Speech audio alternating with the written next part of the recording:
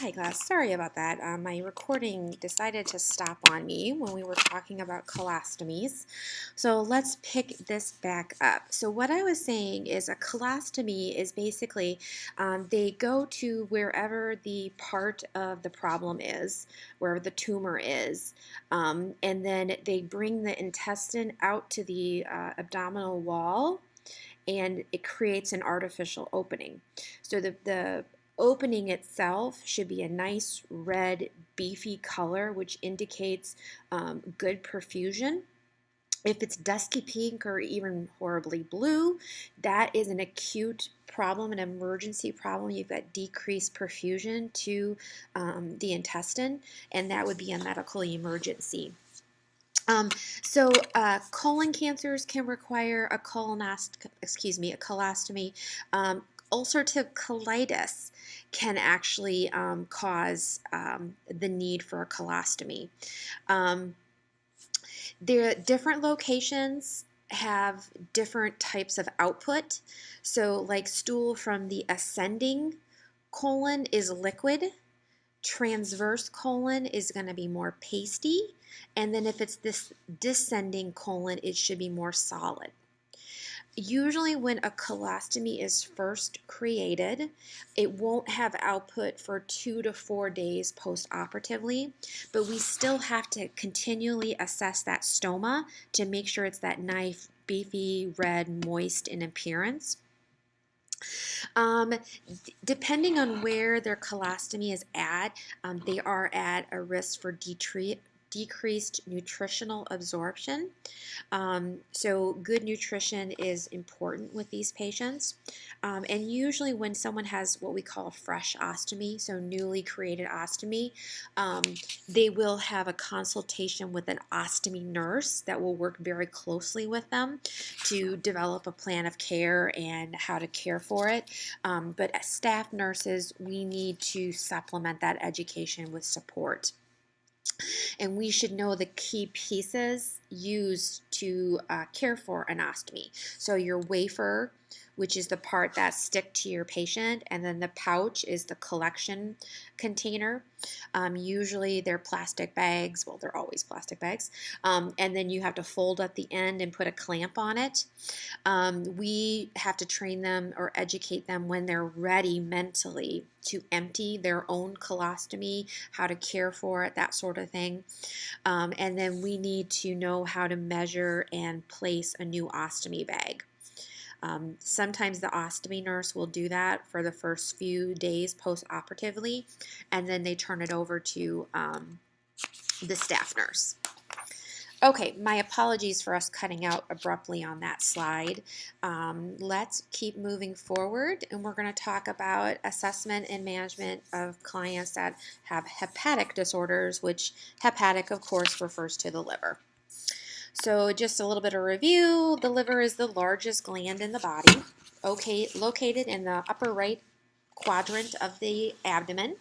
Super vascular and receives blood from the GI tract through the portal vein and the hepatic artery. And we've got a picture here of the liver.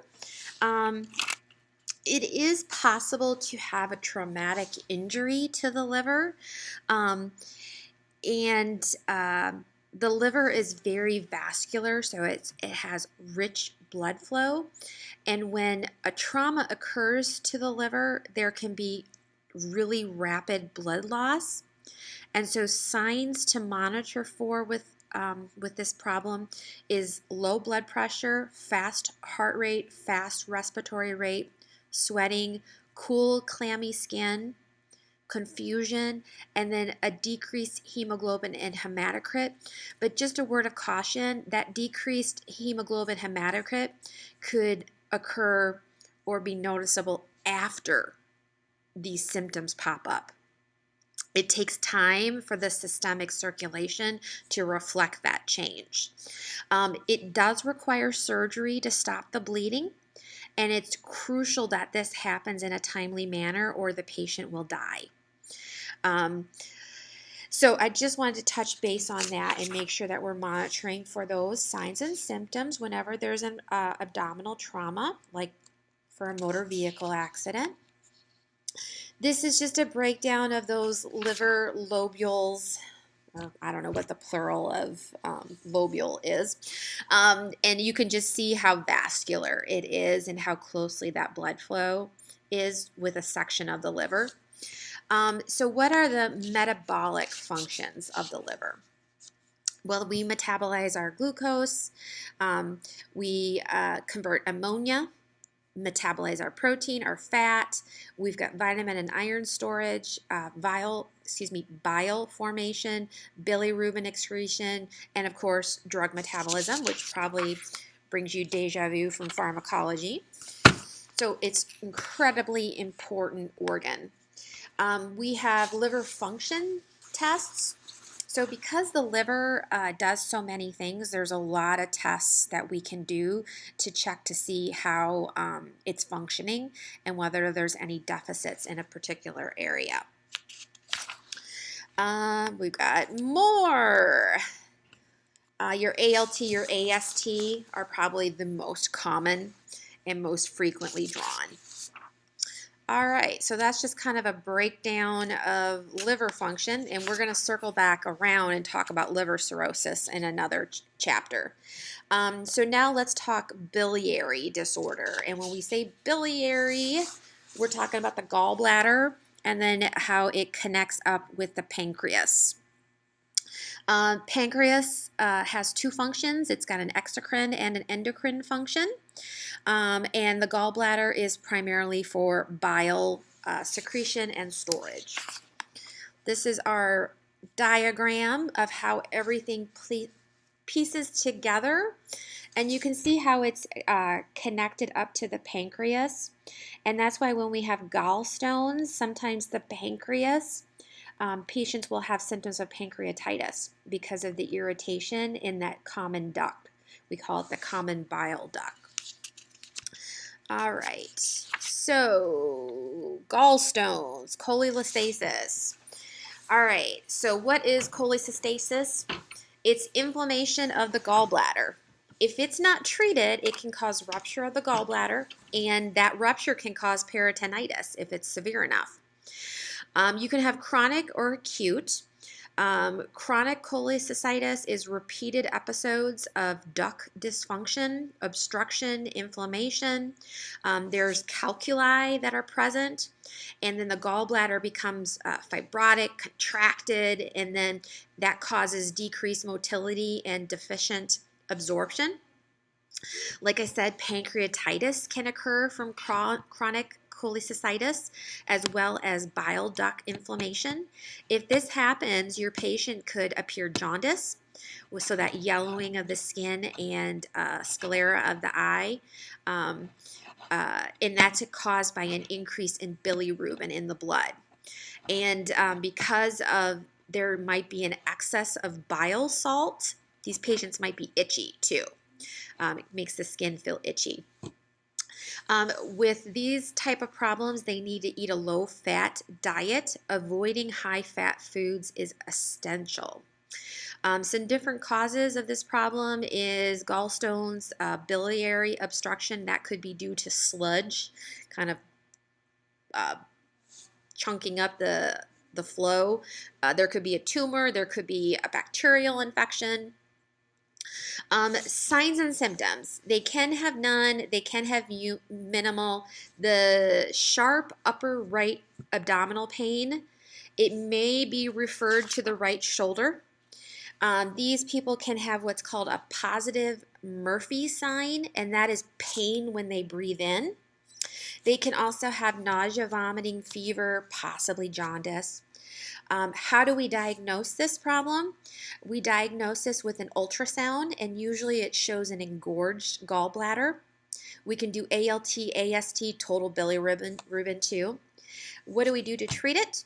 We're going to give them pain medicine, analgesics. We're going to give them antibiotics. We could do what's called an ERCP, and that's when we go into that biliary tract and gallbladder and either break up the calculi or place stents in the tubes to open things up. They can do lithotripsy is what they call when they break up the stones, and I think that has fallen out of favor as of late. or they could just go in and take the gallbladder out. Sometimes we need to wait on that because it's so inflamed. We need to wait for that inflammation to die down or settle down before we can safely go in and remove the gallbladder.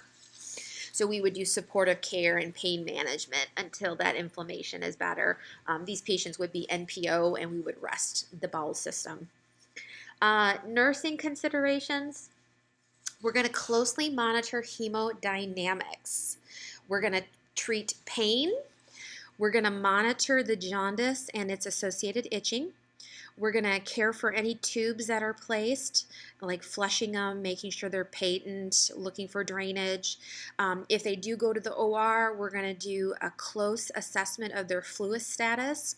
Post-operatively, monitor those incisional sites, which most commonly it's done laparoscopically anymore versus open, so a much shorter recovery time. And then these patients are going to slowly be able to resume their diet. There are a few pictures of stones. So there's a couple different types on this slide. One is a cholesterol, the other is a pigment stone. You can see why this would be painful. So like when we discuss surgical options, we usually do it laparoscopically anymore. One thing to consider is that all opioids cause some degree of sphincter spasm. And this is important because when these ducts are semi or fully blocked, you don't want to add to the problem by causing these sphincters to constrict even more. To treat this pain, the two most common meds that we're going to use are morphine and Dilaudid. At this time, it's believed that those two have the least restriction. And then post-surgically, these people might have a Jackson-Pratt drain placed, and it's normal to see a little bit of serous fluid draining. We empty a Jackson-Pratt when it's half full.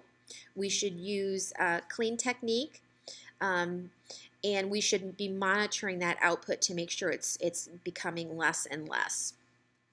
Usually Jackson-Pratts are discontinued a day or so after surgery. Okay, let's talk a little bit more about caring for the patient post-operatively.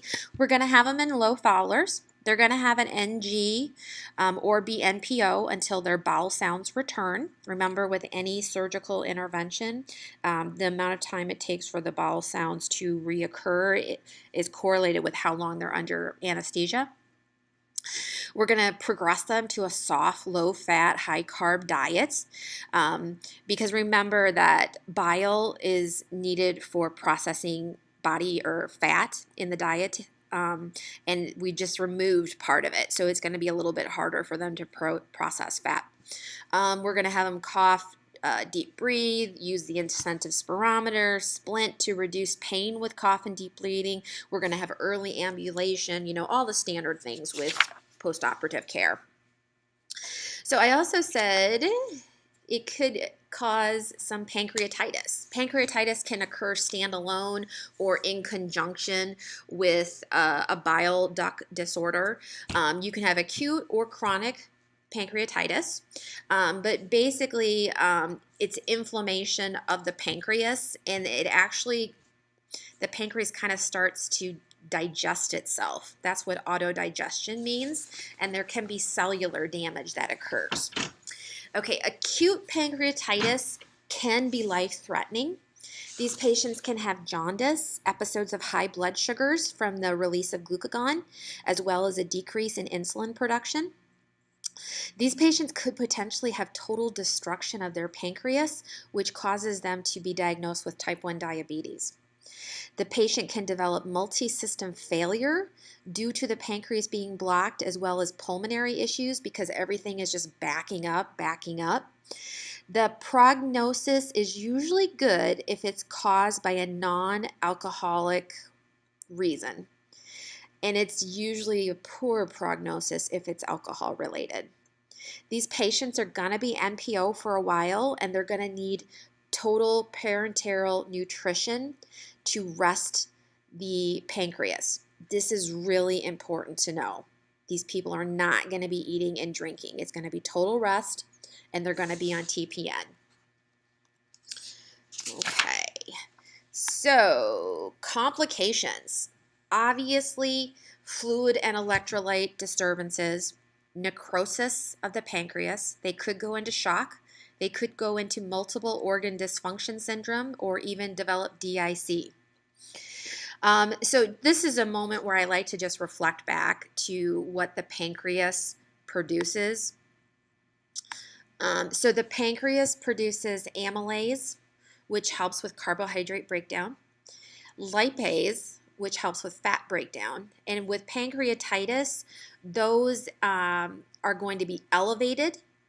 The pancreas also produces trypsin and chymotrypsin, which helps with digestion. And then remember the endocrine function of the pancreas.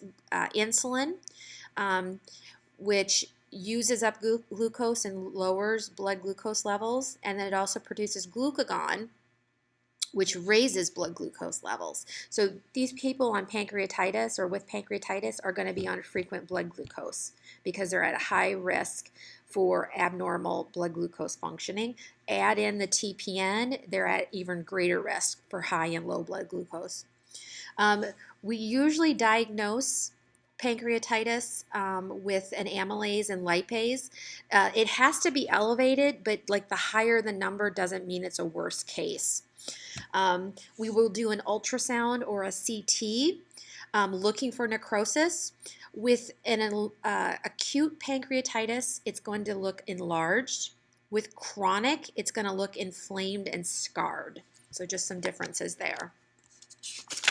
Okay, let's talk a little bit more about acute. The signs and symptoms: acute severe upper abdominal pain. It may radiate. They're going to report nausea, vomiting, just genuinely not feeling well. They may possibly have a fever, be tachycardic or hypotensive. If the gallbladder is involved, they may be jaundiced as well. Excuse me. So we have to address what's the problem, what's the cause, and then good pain control. If we use Demerol, we have to be careful with Demerol as pain management because it carries the risk of central nervous system toxicity. We want to avoid morphine with treating pancreatitis because morphine causes spasms in the sphincter of Oddi. Commonly, if they're on oral pain meds, it's going to be oxycodone. If they're on an IV or have a PCA set up, it's going to be Dilaudid or fentanyl. Those are our go-to drugs. So what we're going to do is monitor those hemodynamics, IV hydration because they're at risk for hypovolemia because of the extravascular inflammation response shifts albumin into the abdomen and the lungs. And we have to replace this fluid. They're going to be NPO, probably for 12 to 24 hours, and then best practice is actually to switch them over to a little bit of clear liquids, and that helps to maintain the villi in the digestive system and prevent ileuses from developing. We're also going to give them proton pump inhibitors, histamine 2 blockers, and we're going to have them up moving frequently. Very, very important, all these things. So complications, we're looking for low volume, hemorrhage, acute kidney failure, paralytic illness, septic shock, pleural effusion. It's just bad. We want to keep an eye out for everything. So close monitoring, frequent monitoring of vital signs is critically important, as well as symptoms of perfusion, respiratory respirations, that sort of thing. Signs of spontaneous bleeding, for example, with DIC. So spontaneous bleeding, you could see things like petechiae, ecchymosis, spider angioma, a pink tinge to any place where you shouldn't have a pink tinge. And then, of course, diabetes with those frequent blood glucose monitoring. With chronic pancreatitis, we usually do non-surgical management. Think cirrhosis, but for the pancreas. So there's irreversible scarring that occurs. The signs and symptoms are recurrent episodes of pancreatitis, pain, and that pain can be intermittent or continuous or absent if pancreatic function is very low. They could present with weight loss and fatty stools.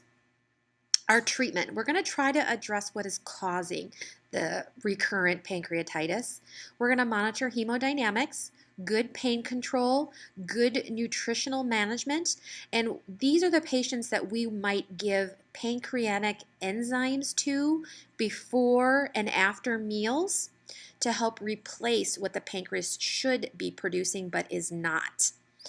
We're going to give them some supplemental vitamins, specifically A, D, E, and K, the fat-soluble ones. And I always remember them by just thinking of it as CADE, K-A-D-E.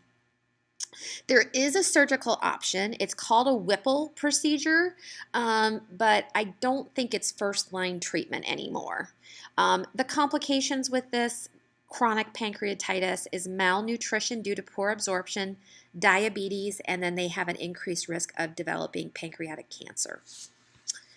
If we do send them to the OR for a Whipple, these are our post-operative cares. They're going to have a bunch of drains, so closely monitoring those drains, keeping them safe, preventing infection, fluid and electrolyte monitoring, assessing for those complications, good positioning.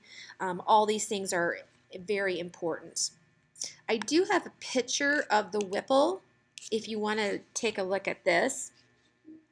And it's where we anastomose different organs together. And I'll talk about this more in a second, but I do want to just circle back and touch about tumors of the pancreas. Just know that these are things. And I'm not going to go real in depth, but anytime there's a tumor diagnosed, treatments unfortunately may be palliative, but we could do things like chemo, radiation, or surgery, and that brings us back to the Whipple again. So usually they save the Whipple because of and use it for a treatment for pancreatic cancer. This procedure involves resection of the pancreas and duodenum and part of the stomach and a little bit of the common bile duct. It's really kind of complicated. It's kind of a Hail Mary, if you will, with cancer, because pancreatic cancer is one of the leading causes of cancer deaths. It often goes unnoticed. Treatment is limited, and the survival rate is very low. If the tumor is large, they will do this Whipple. It's usually done open, not laparoscopically. There has been a little bit more success doing it laparoscopically as of late. Like I said, these patients are going to come back to us with a lot of drains. They are going to come back intubated, so we're going to have a focus assessment on airway. We're going to be really monitoring for low urine output, shortness of breath, urinary retention.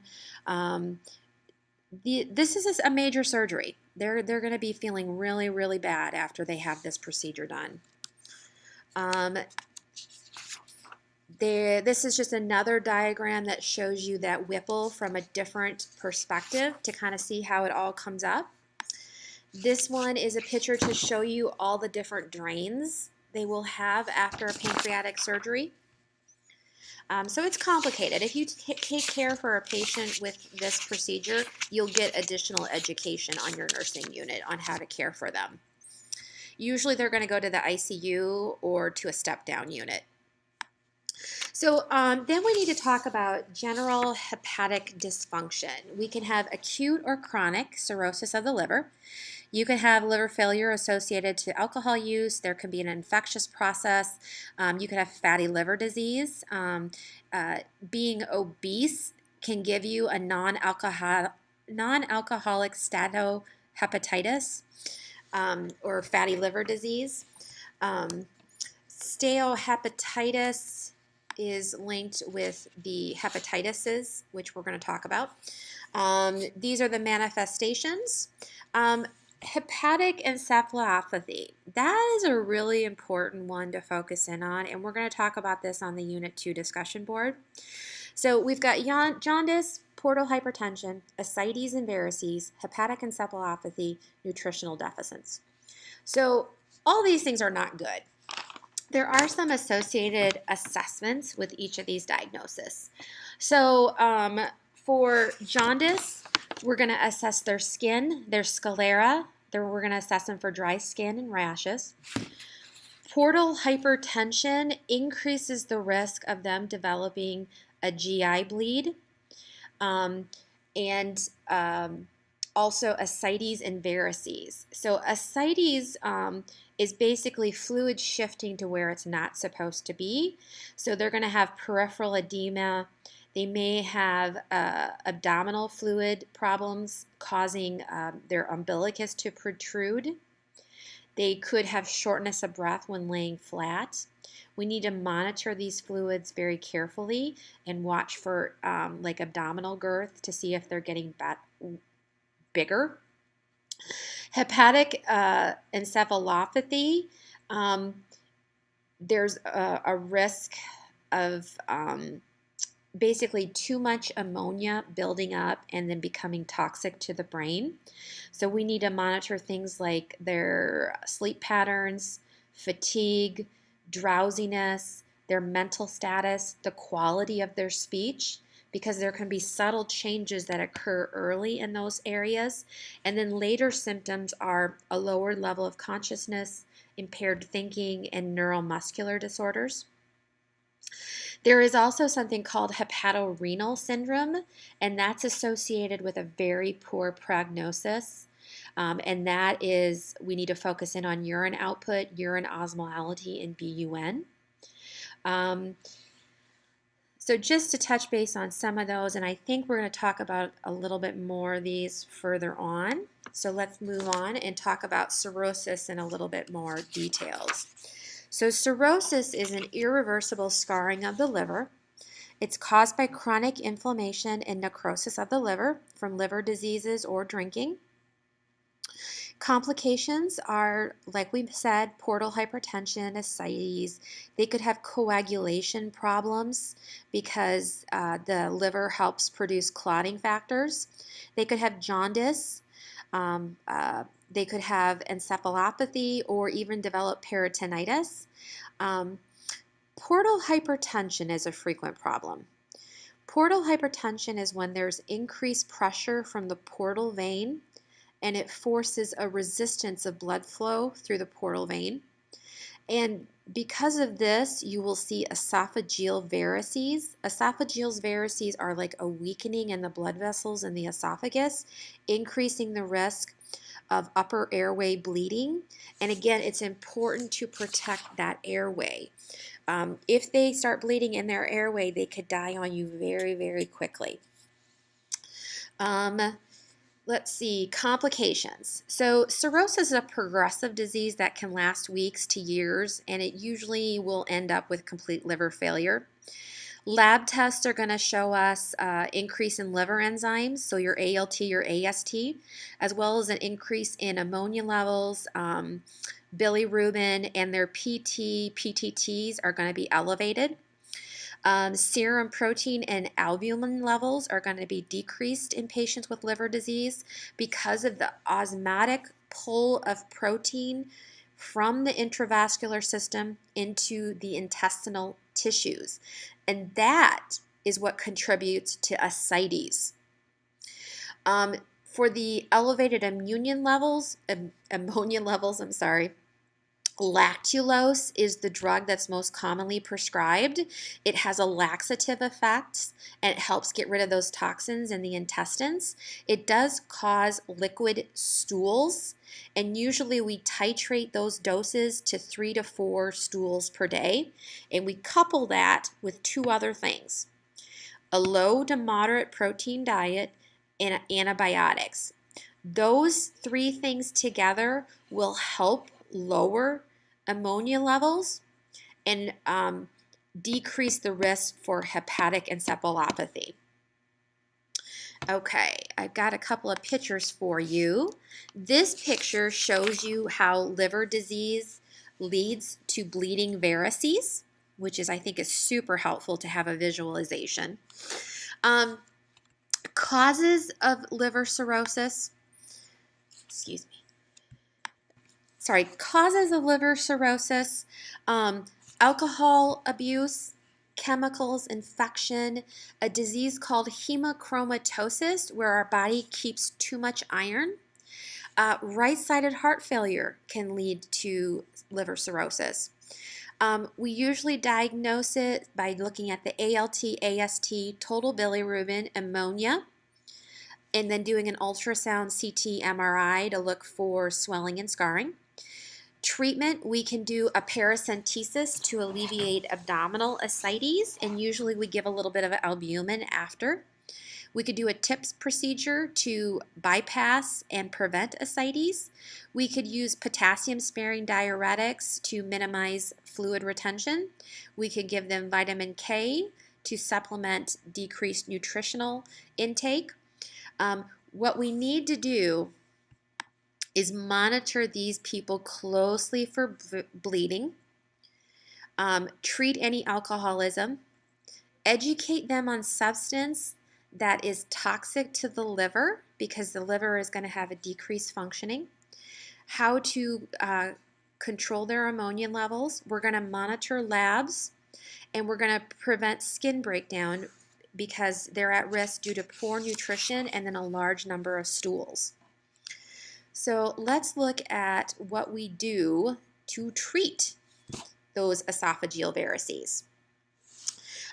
This is a surgical treatment.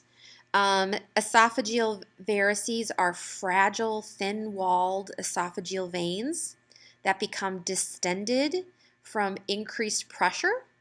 It's most commonly in the distal esophagus, but it can also be present in the rectum and the stomach.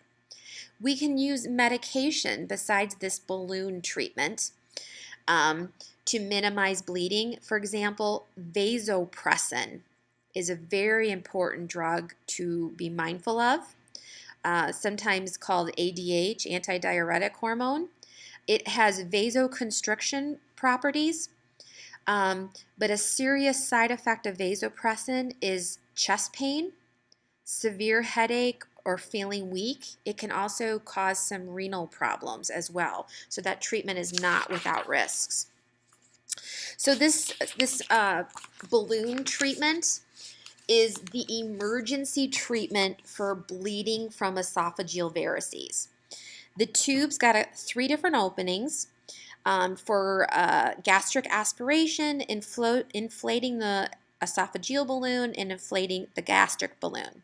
Those balloons are inflated to put pressure against those esophageal veins to cease the bleeding.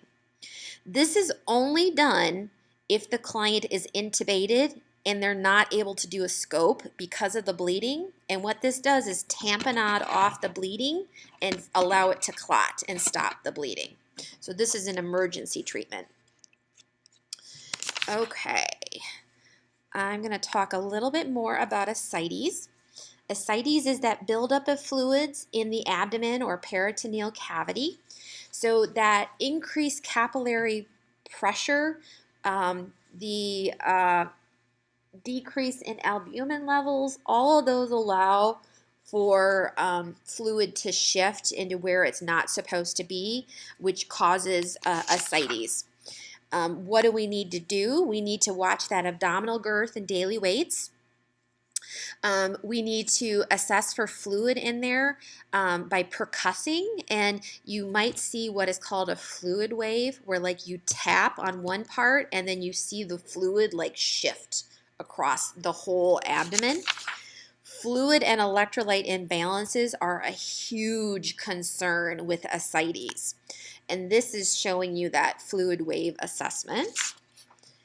How are we going to treat the ascites? Well, these people are going to be on a low sodium diet. We're going to be using diuretics, bed rest, paracentesis to tap that fluid off. We're going to give them supplemental albumin. Those are probably the big things that come to mind. So hopefully this has given you a little bit more of a background into the ascites and this whole liver cirrhosis like roller coaster ride of problems that can happen. And I want to talk a little bit more about hepatic encephalopathy. So basically, if you have too much ammonia, it's toxic to the brain, and it's a byproduct of metabolism, basically. And that's why we use a three-prong approach for managing ammonia levels, is to decrease on its production.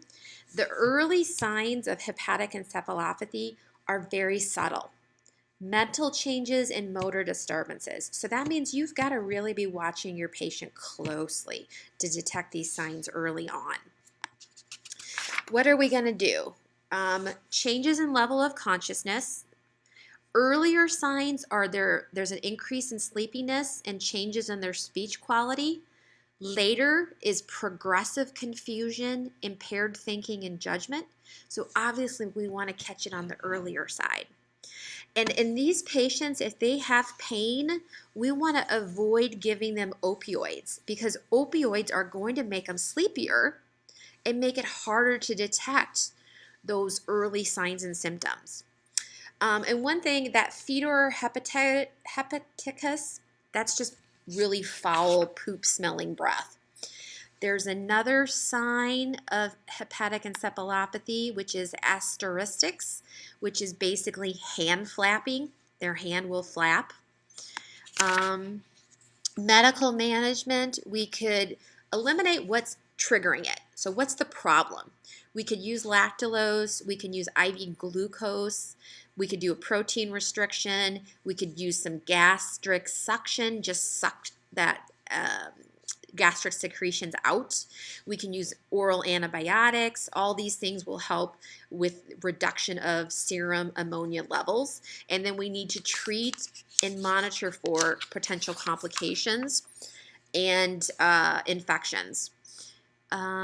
Somehow this esophageal varices slide is a little bit out of order, but I do want to just circle back to it as its own problem because it is such a serious problem.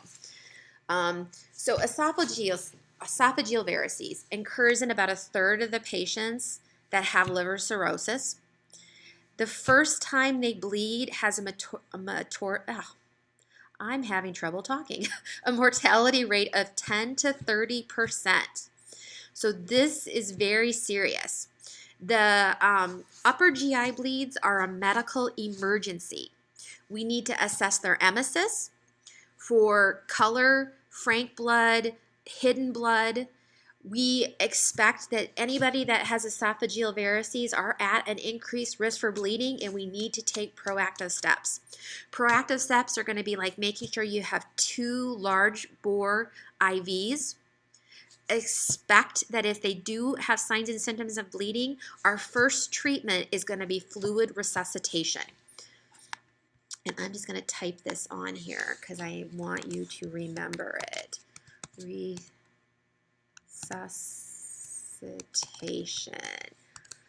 So if they're losing blood, we've got to replace that circulating volume quickly, and that's what fluid resuscitation is. We're also going to monitor some lab values very closely. Your CBC, your PT, PTT, lactate, and a CMP. So CBC, CMP, it'd be helpful if I put a space, CMP, PT, PTT, lactate. Now lactate is the weird one.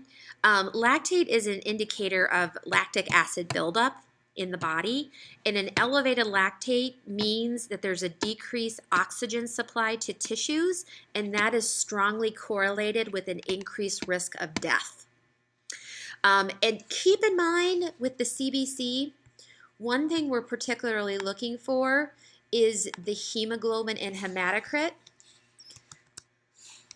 But remember that it takes about 24 hours for that to drop after bleeding has started. So we have to watch for those early signs and symptoms and not rely solely on lab values. So we're going to do what's called serial hemoglobins every 2 to 4 hours to watch to see if it's slowly lowering. And if it's slowly lowering, we call that a trend. And that's a red flag that they are losing blood somewhere. And we need to take steps to identify where and replace that blood loss. Okay, let's see. I've got this slide that just shows you the link, like what happened step 1, step 2, step 3, that causes this life-threatening problem. So take a look at that. Treatment. We're going to give them supplemental oxygen. We're going to do IV fluids. We're going to replace electrolytes to keep them in balance. Volume expanders like albumin. We could replace blood with red blood cells, with platelets, whatever is low or starting to trend low, we can replace it. We can use vasopressin, also called pitressin, also known as antidiuretic hormone. Super important to remember that one. Remember that causes vasoconstriction, and it also causes us to retain fluid. Serious side effects of vasopressin are chest pain, headache, feeling weak or faint, and it can cause renal failure. We can also try to lower the pressure in the blood vessels with like beta blockers. So that's your propranolol that's listed. And then of course we've already shown you the balloon tamponade procedure. Let's see. We can also do some other more invasive type things. And I've got some pictures of these. So this one is that endoscopy with sclerotherapy. So kind of a cauterizing of it. We could put bands on it. So if you've got one like this is swollen and leaking blood or bleeding, we could put a band around it to cut off that blood supply and stop the bleeding. Nursing management, we've got to keep a safe environment. We want to have suction already set up ready to go in case we need it. We want oxygen tubing already set up ready to go. We want 2 good IVs. We want to be prepared for the need for fluid resuscitation. We want to be doing really good physical assessments and encouraging deep breathing, position changes. All those things are very important.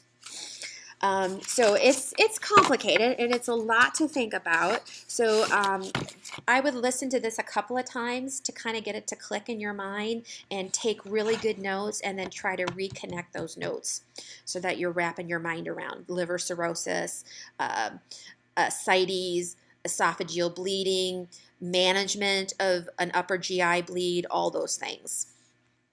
And so then the last topic for this slide is hepatitis. Hepatitis can cause liver cirrhosis as well. There's different types of hepatitis. I'm not going to test you real extensively on hepatitis, but I think that we just need to have awareness of it. A and E are fecal oral routes. So those are the ones that you hear about in the news where restaurants, someone tests positive. B and C are your bloodborne, and that's why all healthcare workers get inoculated against B. D only happens with B. And then G and GB are newer and less common strained. You can have non-viral hepatitis that's like due to toxicity or drug induced. Let me just see. Each of these have their own incubation period, so amount of time it takes before they're going to show signs and symptoms.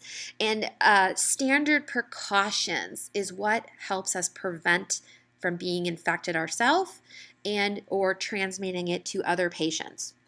These also have a cluster of signs and symptoms in common.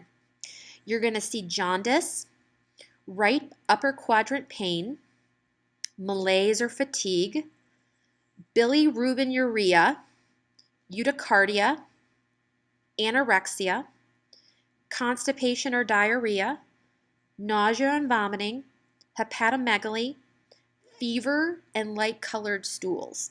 And as you can see, these have a variety of different causes. It can be caused by infection, trauma, immune disorder, chemicals. It can be idiopathic.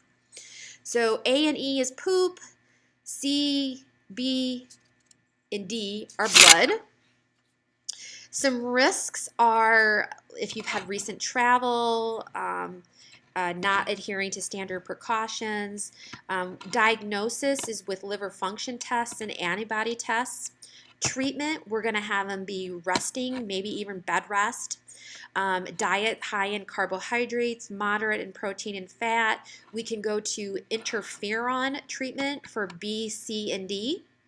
And our nursing interventions are standard precautions, hand hygiene, strict I&Os, vaccinate for A and B, educate on safe food handling and sex, preventing transmission with sex, monitor liver function tests, and symptom management, for example, administering Benadryl for itching. You can have hepatic cirrhosis, alcoholic. I think we've already talked about this quite a bit, so I'm going to just, I think that brings us to the end of all the key points that I wanted to bring up. So I thank you so much for listening. We will dive into this topic more on the discussion board this week, and I look forward to talking with you in class and reading your posts. Thanks so much.